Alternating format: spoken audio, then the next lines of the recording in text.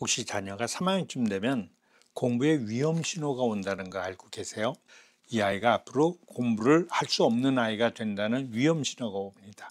동화와 스토리북에 계속 빠져 있는 아이들, 공부 위험합니다. 학습 만화에 빠져 있는 애들, 서점에 데려가도 아이들은 학습 만화만 봅니다. 공부의 위험 신호입니다.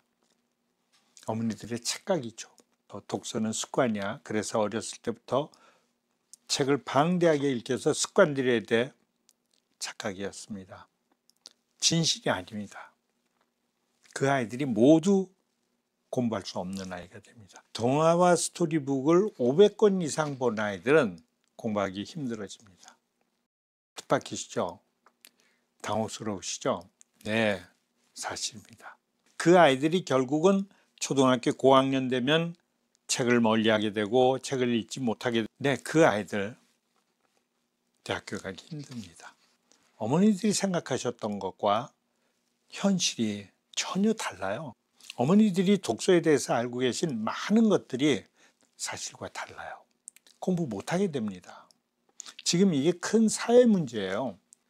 동화 스토리북은 세 가지 아주 심각한 문제를 가지고 있기 때문이에요.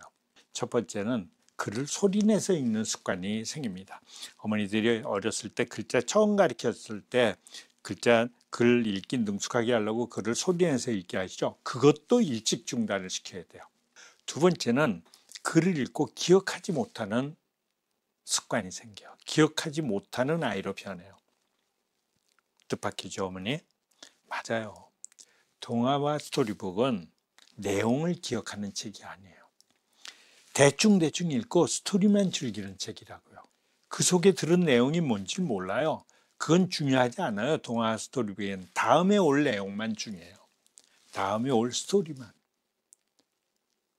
글자 능숙하기 위한 책이기 때문에 그 책은 정확하게 읽지 않는 책이에요. 정확하게 읽을 필요도 없는 책이에요. 그러니까 사과 먹으면서 발장구 치면서 누워서 뒹굴면서 그렇게 책을 읽는 거잖아요. 이미 그게 공부의 위험 신호예요.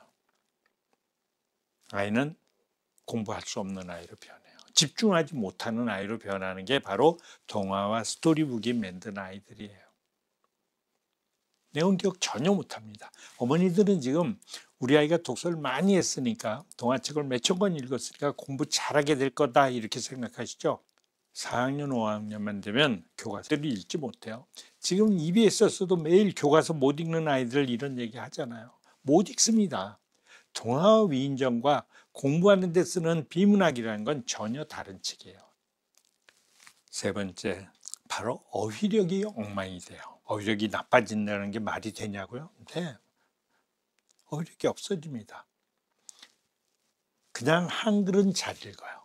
그러나 문제는 공부할 때 쓰는 어휘력이 없어집니다.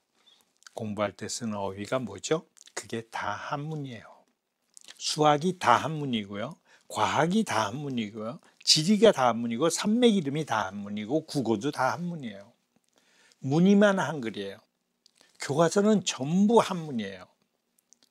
동화책에는 한자가 들어있지 않아요. 한문이 들어있지 않아요. 그래서 아이들이 동화책을 끝까지 읽은 애들은 공부하는 데 필요한 어휘력이 전혀 없어져요. 그래서 학원을 가게 되는 거예요.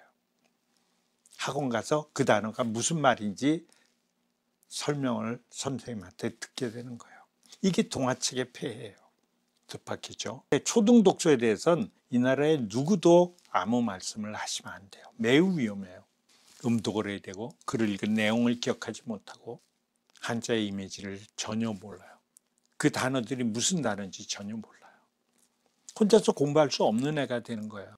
공부 지능을 망가뜨리는 후천적 지능을 망가뜨리는 독서예요. 어머니들은 지금 자녀의 지능이 어떤 상태인지 모르고 계시죠? 선천적 지능 검사만 해보셨죠? 소위 웩슬러라고 하는 IQ 검사. 그건 선천적 지능 검사예요. 노력해도 좋아지지 않고 노력하지 않아도 나빠지지 않는 거예요. 선천적 지능이. 그걸로 공부하는 게 아니에요. 중요한 건 후천적 지능입니다. 후천적 지능이 언제 만들어질까요? 그게 바로 성장기 때 초등학교 1학년, 2학년, 3학년 때 만들어지는 거예요. 왜냐하면 그게 독서 교육에 의해서요. 그게 공부 지능이에요. 공부할 때 쓰는 지능이에요.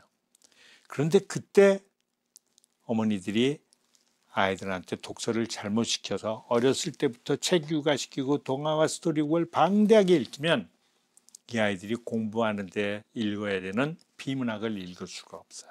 읽어지질 않아요. 비문학은 동화와 스토리북을 읽었던 패턴하고는 전혀 다른 글이에요. 내용이 다른 글이에요. 첫째, 동화 스토리북을 방대하게 읽은 아이들이 비문학 책을 읽지 못하는 거. 초등학교 4학년, 5학년, 6학년이 그게 이제 본격적으로 얘기하는 문해력이에요.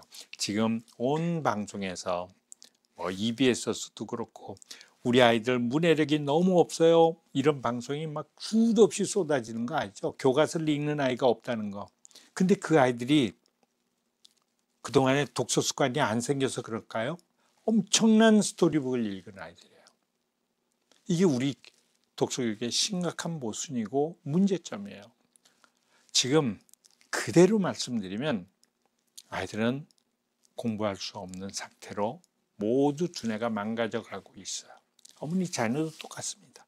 이걸 지금 대치동이나 전국의 교육특구에서 증명해내는 도구가 없기 때문이에요.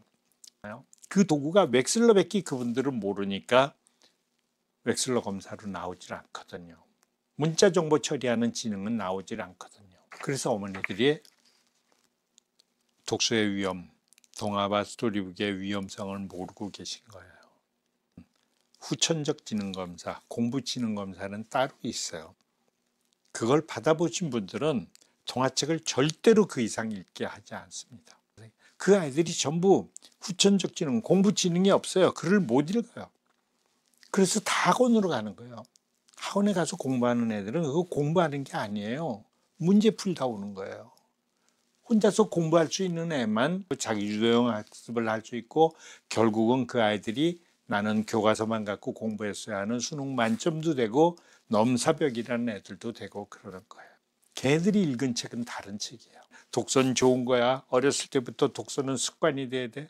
독서 습관 절대 아닙니다. 어떤 분들은 공부도 습관이라 그러거든요. 공부도 습관이 아닙니다. 독서도 공부도 지적 호기심이에요. 독서를 많이 하면 습관이 돼서 공부 잘하게 돼. 천만의 말씀입니다. 그 독서는 절대로 해서는 안 되는 거예요. 글자가 능숙해진 다음에는 해서는 안 되는 거예요. 우리 아이들이 지금 심각한 위기에 왔어요. 너무너무 심각합니다. 아이들이 학원 아니면 혼자서 공부할 수 있는 애가 지금 거의 존재하지 않아요. 어머니들의 그 오류 독서 때문에 소문에 의해서 독서는 좋은 거야 맹신하는 어머니들. 그 동화책과 스토리북을 읽었던 아이들, 그걸 방대하게 읽었던 아이들이 초등학교 4학년, 5학년, 6학년 되면 책을 다 못 읽는 거예요. 글을 못 읽어요. 왜냐하면 비문학은 학교 교과서나 공부할 때 쓰는 책이 비문학이에요. 그 책들은 재미가 없어요. 공부잖아요. 동화책처럼 스토리가 신나질 않아요. 흥미진진하질 않아요. 재미없잖아요. 그래서 안 읽는 거예요. 재미가 없어요. 그 책을 읽을 수 있는 아이는 누굴까요? 그 책을 읽을 수 있는 아이는 지적 호기심이 있는 아이들이에요. 비문학은 지적 호기심이 없으면 읽을 수가 없어요. 흥미롭지 않거든요. 읽고 싶지 않거든요. 어머니가 독서를 많이 시킨 목적은 지적 호기심을 길러주기 위했던 것이지 독서가 습관이라고 믿었던 분들은 아이들을 다 하위권으로 추락시키게 됩니다. 지적 호기심은 왜 안 생겼을까요? 지적 호기심은요, 아는 게 있는 아이들만 생기는 거예요. 뭘 알아야 더 알고 싶은 거예요. 동화와 위인전을 읽었던 애들은 뭘 알고 있는 게 없어요. 그냥 똑같은 콩쥐팥쥐 이야기만 알고 있어요. 두 번째, 동화와 스토리북을 읽던 아이들이 비문학으로 넘어가지 못하는 이유가 또 하나 있는데요. 모두 너무나 멀어서 그 강에 다리가 없어서 넘어오질 못해요. 그래서 다 물에 빠지는 거예요. 그래서 독서하고 이별을 하는 거예요. 책을 못 읽게 되는 거예요. 두 번째 이유는 비문학은 그림이 사라져 버려요. 비문학엔 그림이 없어요. 도표 외에는 없습니다.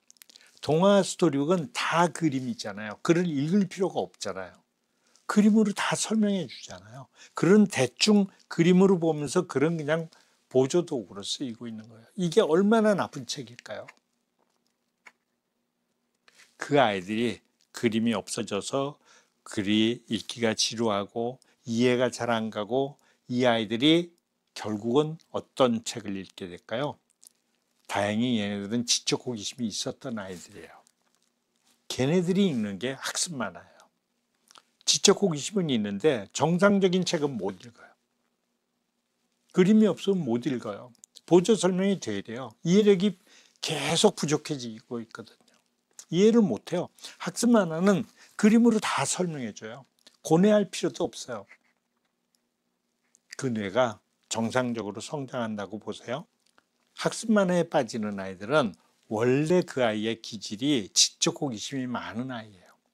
그 아이는 어렸을 때 비문학으로 옮겨줬으면 아주 우수한 수재가 될 아이들이에요. 지적 호기심이 원천적으로 있었던 아이들이거든요. 그걸 동화책을 일찍 끊어주지 못하고 그냥 책만 읽으면 독서인 줄 알고 그냥 방치해둔 아이들이 결국은 그림 없는 책을 못 읽고 학습 만화로 가는 거예요. 그런데 학습 만화는 문제가 있어요. 지식이 너무 얕아요. 토막 상식만 생기는 거예요. 그리고 그 지식들이 구조화되지도 않고 연계되질 않아요. 그냥 이거저거 조금씩 아는 척하는 아이로 변해버리는. 결국은 그 아이들이 더 지능이 높아지고 더 욕구가 커지면 학습 만화가 해결하지 못하는 그런 책으로 가면 거기서 걔네들도 학습 만화도 끝나는 거예요. 결국은 모든 아이들이 공부와 멀어지는 거예요. 또 하나의 문제가 있는데요. 이게 아주 치명적이에요. 물론 한자 모르는 거, 한자의 훈을 모르는 이것도 문제이지만 더 큰 문제는 비문학에는 스토리북이나 동화책을 읽던 애들이 비문학으로 건너오지 못하는 매우 치명적인 게 하나 있는데요. 바로 단락이 등장한다는 거예요. 비문학에는. 비문학은 단락으로 구성되어 있는 글이에요. 문학은 순열적으로 전개되어 있어요. 스토리니까요. 전혀 다른 글이에요. 비문학과 문학은 똑같은 책이지만 이쪽은 지식과 정보고 저쪽은 그냥 이야기예요. 이야기를 누가 더 재미있게, 누가 더 흥미진진하게 전개하냐 이거예요.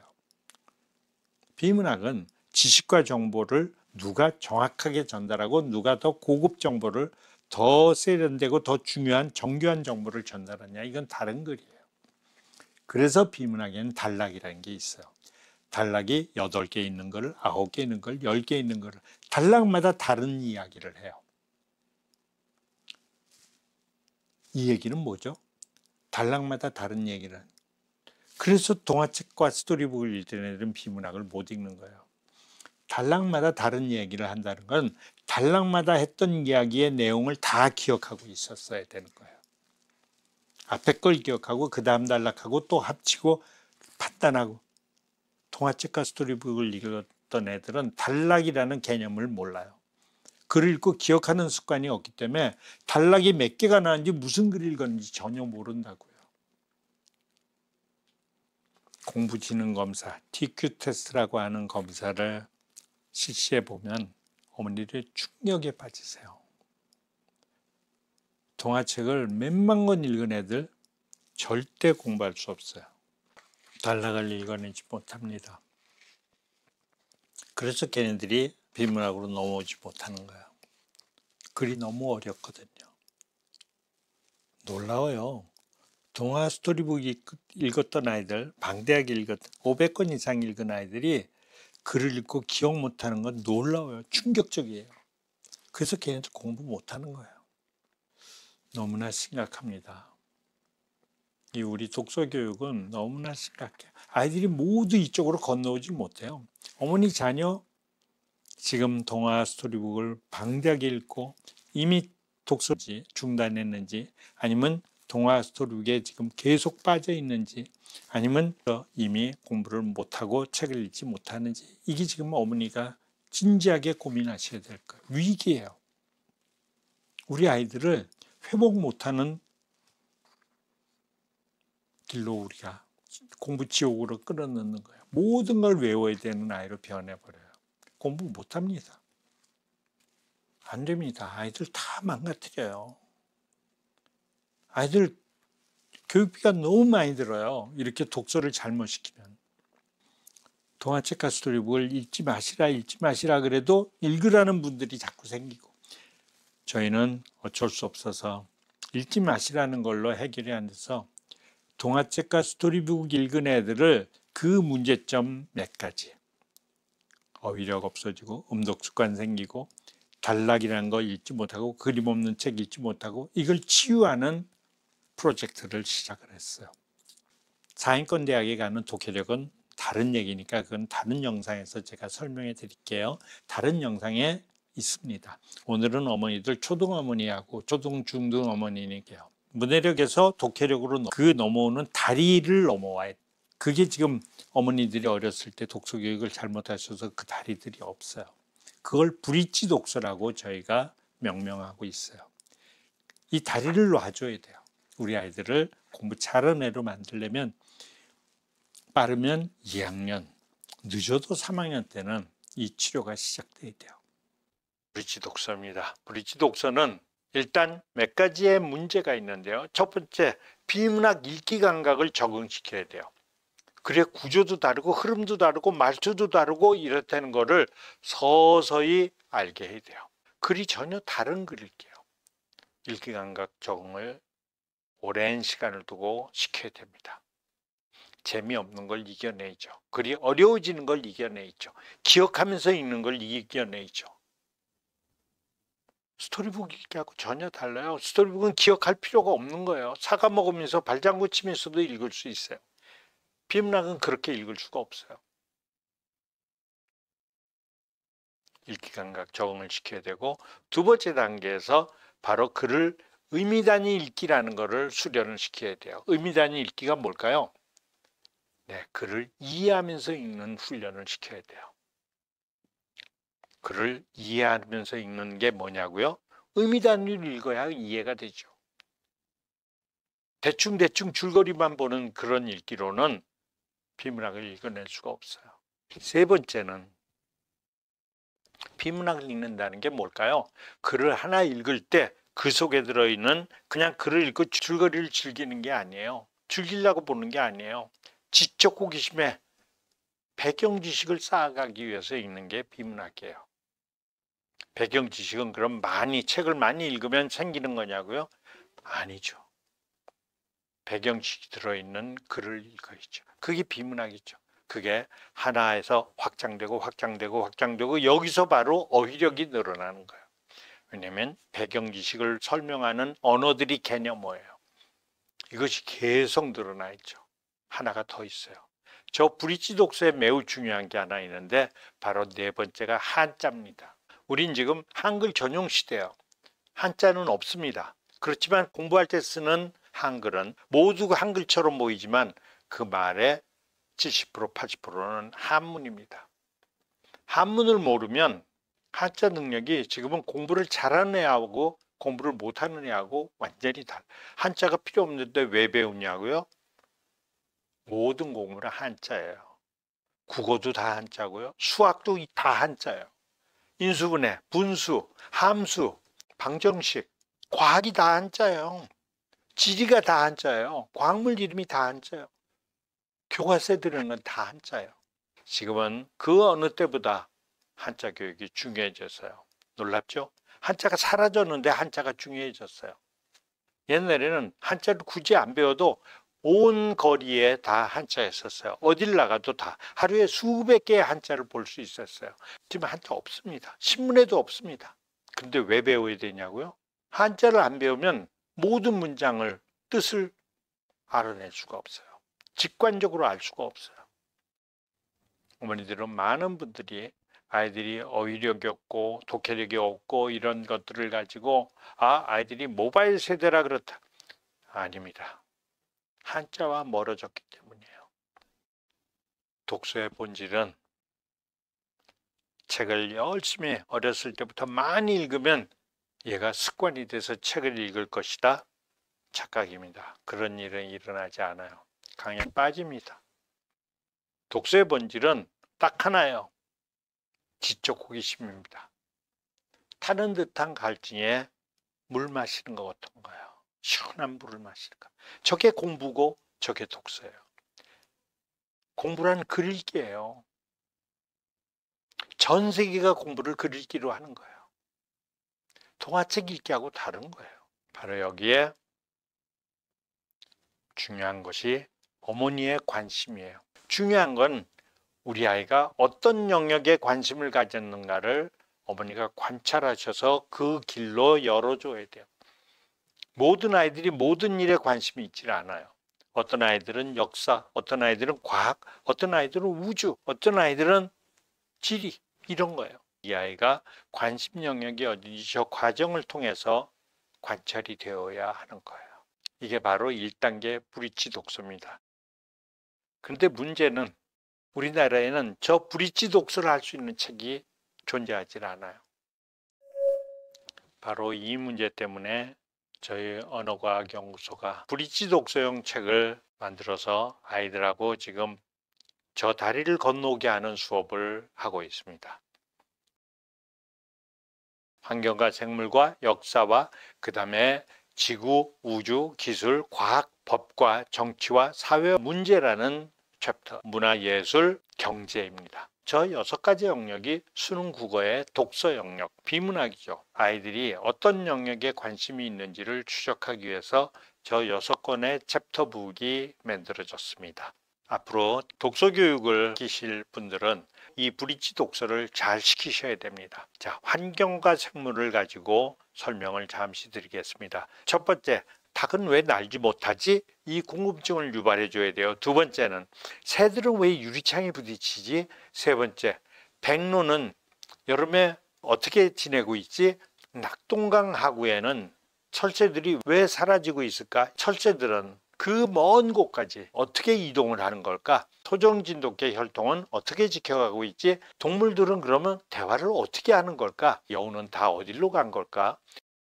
지난 50년 동안에 생물들이 얼마나 많이 사라졌는지 너 혹시 아니? 10번째, 우리나라에서 사라지면 지구에서 사라진다는 거 알아? 이게 저 챕터북 50개 챕터의 목차입니다.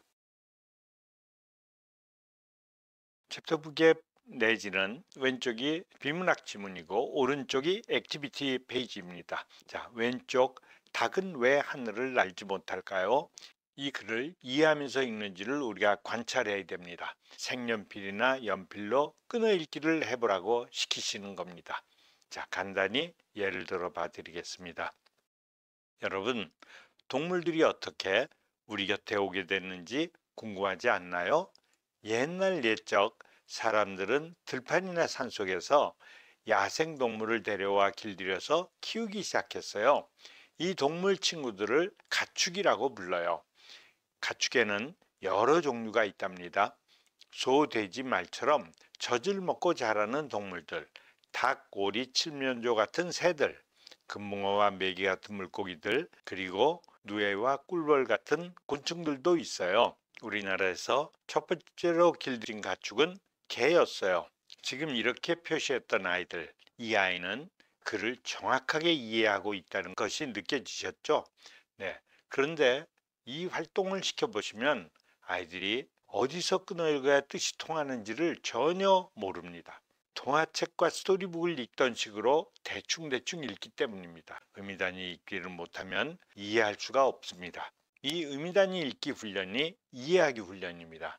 이것이 능숙해지면 가운데 끊는 선들이 점점 사라집니다. 그리고 음독 습관도 사라지고 심지어 한 단락을 한 번에 읽는 아이들도 나타나기 시작합니다. 이것이 바로 의미단위 읽기 훈련입니다.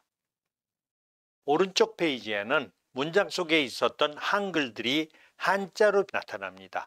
야생이라는 글자, 종류라는 글자, 가축이라는 거, 곤충, 조건 이런 것들이 그 뜻이 야자는 들야자에 날생자야, 태어날 생자야. 그러면 이게 무슨 뜻일까? 유추해봐.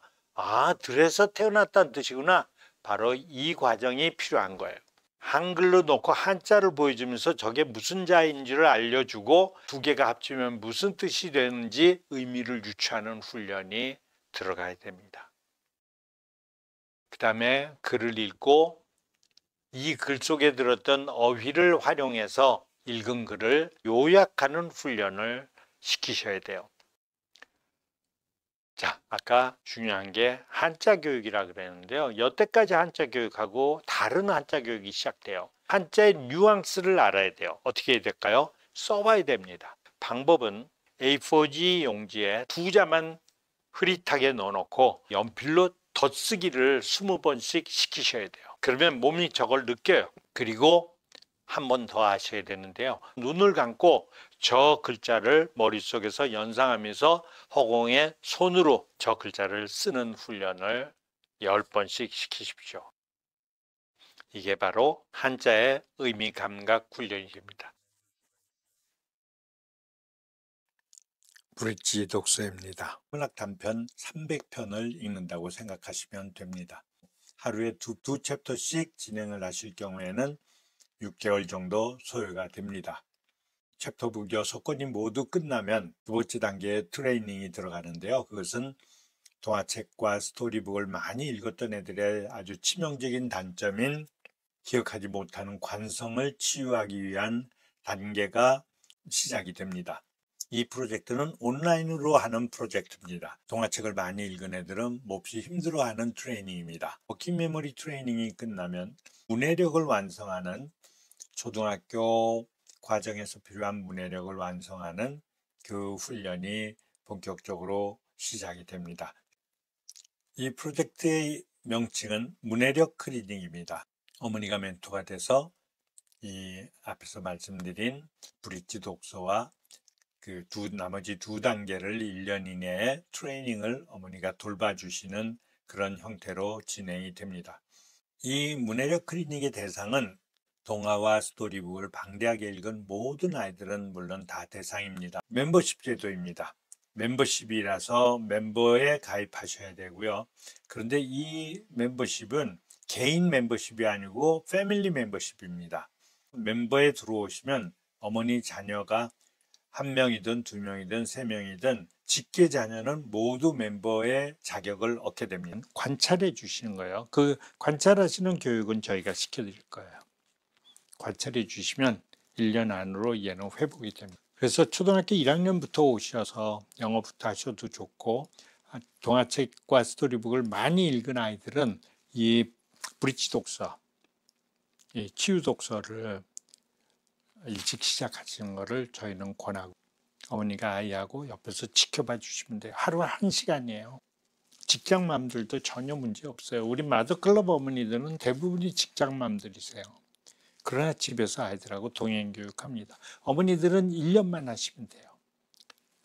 이 과정 잊으시면 안 돼요.